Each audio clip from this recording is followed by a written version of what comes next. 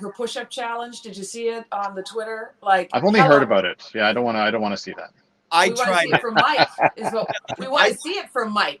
Is what we want to see. So nobody needs to see that. Saying. Curling now enters the Sports Weekend spotlight.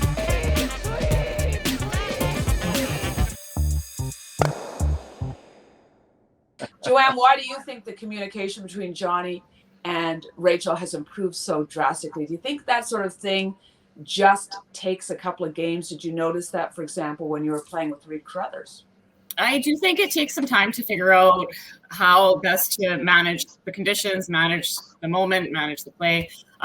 Communication is actually something that they've had flagged even before this event. I remember hearing them talking in Banff at the Qualico event that they played in the fall, asking Scott Pfeiffer to listen in and meet with them afterwards and try to work some stuff out. So I think this has been kind of on the top of the agenda for them for a while. And it's amazing to see how fast they're ironing out the kinks, especially under the pressure. Those are the moments when you're going to revert back to your old habits, and you're not going to change and get into this growth mindset necessarily. But I'm loving what I'm seeing as the rocks are coming down the sheet, especially in the China game last night. It's so calm. You're on the good line, okay? And it's just kind of this Marco Polo back and forth, and they're doing a really good job of it. And then there's, of course, the odd time where, like, John has to stop sweeping, or there's the odd time where John's yelling at Rachel, call the line, please, and they're going to figure it out. Joanne, we've been talking about this look Rachel gets, Eye of the Tiger, and you have settled beside her for so many huge shots throughout her journey and throughout your journey together. Is there something you're seeing in Rachel's game right now that tells you she's on a different level, because she has been outstanding so far?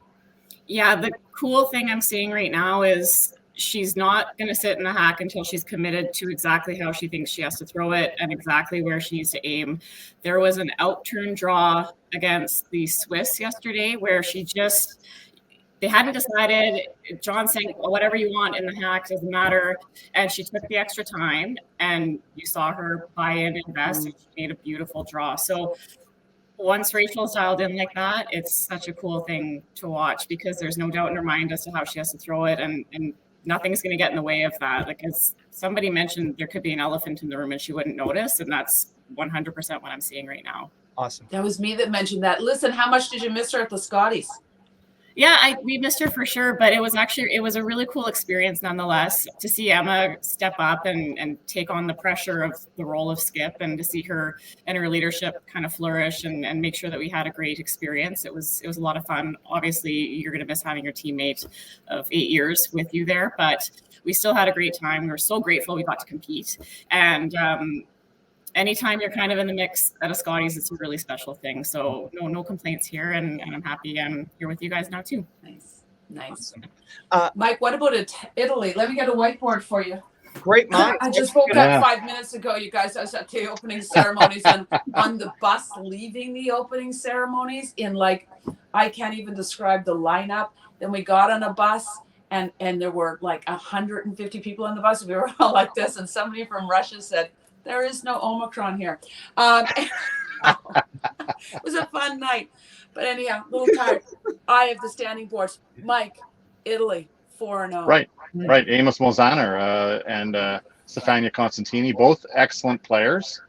I was so impressed with Amos at the European Championship. They won a bronze medal for Italy at the Europeans, and then they had to go into the Olympic qualifying event, and they just played fantastic the whole way through. They were dominant in the OQE, looked basically unflappable, and him throwing 90, mid-high 90s all week long at the Europeans was so impressive. And his partner Constantini, she's got lots of experience as well, and they've earned it, and they're not just winning games, they're blowing teams off the ice. So they look very, very strong, and I think they're for real, people. So yeah.